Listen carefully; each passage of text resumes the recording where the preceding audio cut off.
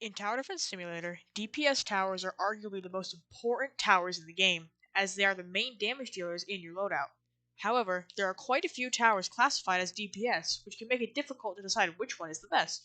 In this video, I'll be ranking all the DPS towers from worst to best.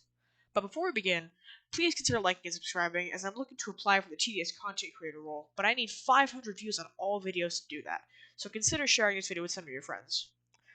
Firstly, we need to know what towers we'll be ranking. While some might say the towers I'm about to list will be incorrect, I think just for simplicity, the towers that I will rank are the normal minigunner, golden minigunner, accelerator, engineer, turret, gatling gun, rocketeer, pursuit, and ranger.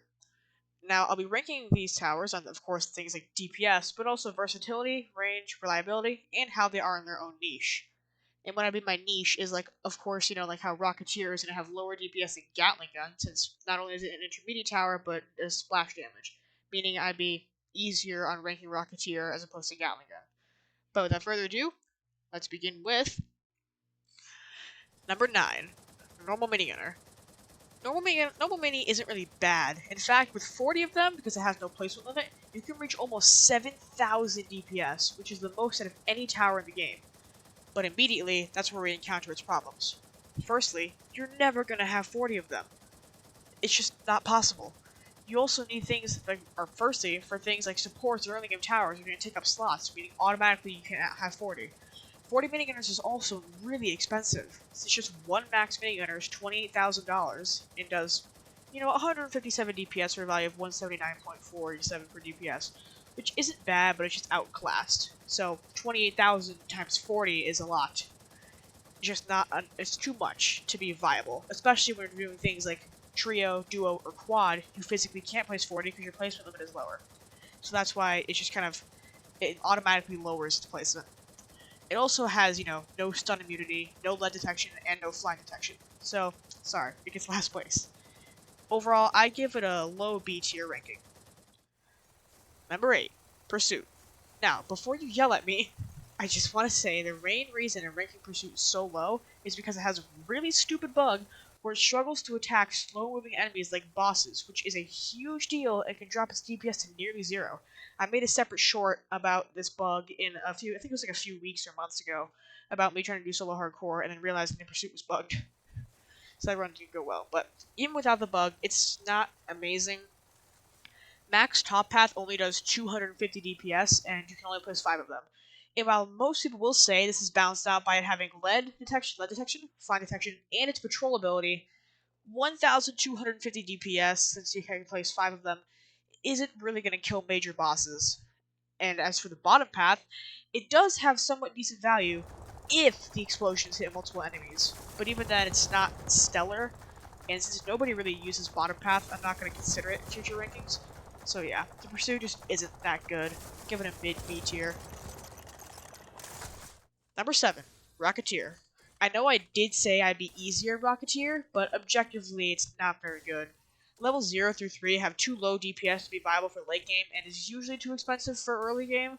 And level 4 isn't terrible, but still only has a 94 DPS and a placement limit of 8. Now, to be fair, like I said earlier, it's a splash damage tower, so assuming all the missiles hit 3 enemies, it would have a DPS of 283, which is pretty good for only $30,000. It also has hit detection and lead detection. Almost at fire detection, it does not. Which is pretty good, but not enough DPS to be very good against single target enemies, which is what the DPS tower usually does. So, high B tier. Number 6, Gatling Gun. Gatling Gun is pretty good, having the highest DPS out of any tower in the game with 787 at max level. However, it only has a placement limit of 1, which means its max single target DPS is only 787. Now, I know it can do 2.5 times that amount against crowds since it has Pierce, but realistically, most people only use Gatling for single target, which, considering it only has 787 DPS and costs $210,000, its single target value is pretty bad. $270 per DPS. However, I will say it does sort of have one saving grace, being that you can clone it with Hacker. However, that's more of a plus for Hacker and not Gatling Gun. So, overall, just like a low A tier. Sorry. Number 5, Turret. You might be surprised how Turret is near the middle and not the bottom, considering it's literally a level 50 unlocked tower. However, it's not that bad. Its max level value isn't, amazing. It's $230 per DPS, but the DPS itself is 475 and has a plus limit of 3 and has hidden plus lead detection and has 26 range, which is a lot, and allows it to track enemies for a very long time. It also gets fully buffed by supports, unlike Gatling and Pursuit. So overall, I give it like a low to mid A tier. It's pretty good. Better than most people think. Number 4, Ranger. Alright, so now we're getting to the really good ones. Ranger is a really good tower, mainly for 2 reasons. Firstly, it has a range of 50 at every level, making it extremely reliable and will basically always be shooting. The second reason is that it's one of the few towers that has flying detection, lead detection, and have high DPS. At first glance, its DPS seems pretty bad, having only 171 DPS at max level for $54,000. Remember, it has 50 range, and not only that, it has a support ability where all towers within 12 range of the tower itself get a 15% range buff for 20 seconds at the start of the wave. And now the reason I am putting it at 4th and not higher is because, arguably a DPS of 171 is pretty low, and it can't really handle crowds well with a fire rate of 7 at max level. So overall, I give it a low S tier. It's still really good. Alright, now for the top 3, I do want to point out beforehand, all of these towers are absolutely exceptional, and this list, the top 3 especially, may be a little bit different depending on what game mode or what towers you like to use strategically or whatever. Number 3, Engineer. The Engineer is an incredible tower for many reasons. Firstly, after level 2, it has all 3 detections, and speaking of level 2, sort of, it has a very cheap early game cost of only $600, which allows you to gradually upgrade it throughout the entire game. It also has a DPS of 390 at max level for only 57,000 cash. That's a lot, but it still gives it a good value, $146 per DPS. Now, all of this sounds pretty good, so why is it in 3rd place and not higher? Well, there is one crippling aspect of Engineer that heavily restricts it, and that's the fact that the majority of its DPS comes from sentries, which in the game are classified as units. Which not only means they can't get buffed by supports at all, it also means they can easily get destroyed by stuns from bosses or other enemies. Still, the Engineer is an amazing tower that can be used throughout the entire game, so I give it a mid to high S tier. You guys are about to scream at me for number 2, so I just want to point out that numbers 1 and 2 are extremely difficult to rank, and these could honestly go either way. So I'm just putting this tower at number 2 because I think it's just, in most cases, slightly worse, but both towers I'm about to list are exceptional. Okay, so please don't yell at me. Number 2, Accelerator. The Accelerator is a very unique and amazing tower. While this is technically a negative, I think that the overcharge mechanic is really cool and allows it to be good for speedrunning. It's also a primarily late game tower at level 0, costing $4,500 at level 0, and $60,000 at max level with 364 DPS, giving it a value of $164.8 per DPS, which doesn't sound good. Most of the stats seem worse than Engineer. It's also only a late game tower, while Engineer is all game. So why do I think it's better? Well, first of all, it gets more buffed by supports at most levels than Engineer does. And secondly, the DPS of 364 is accounting for things like the charge, cooldown, and overcharge.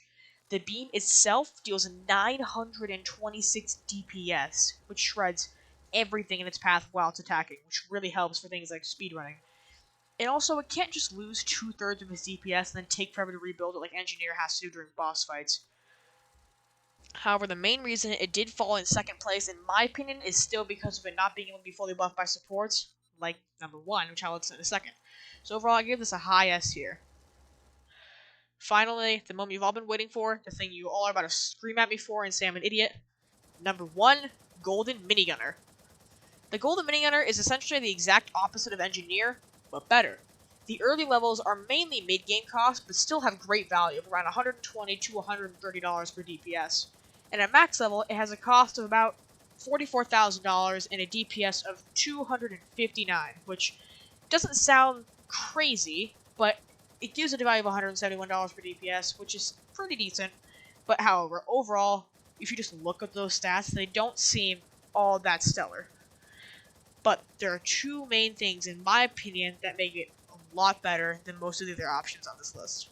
Or I guess all the other options on this list. The first, and probably more important reason, is that it can get fully buffed by supports. While the Turret, Ranger, and Rocketeer can do that as well, Ranger and Rocketeer have much lower DPS, and Turret only has a placement limit of 3. The Golden Minigunner, on the other hand, has probably the best placement limit possible, 12.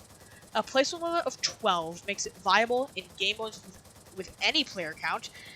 In solo, you can just bring multiple DPS towers, and then in trio and quad, it gives you the perfect amount of slots left for things like supports, allowing you to squeeze out as much DPS as possible without wasting any tower slots. Easiest high S tier I've ever given. Here's some reference, just to kind of help you see this. I'll go through all the tower's DPSs, and I'll account for their placement limit. With supports this time.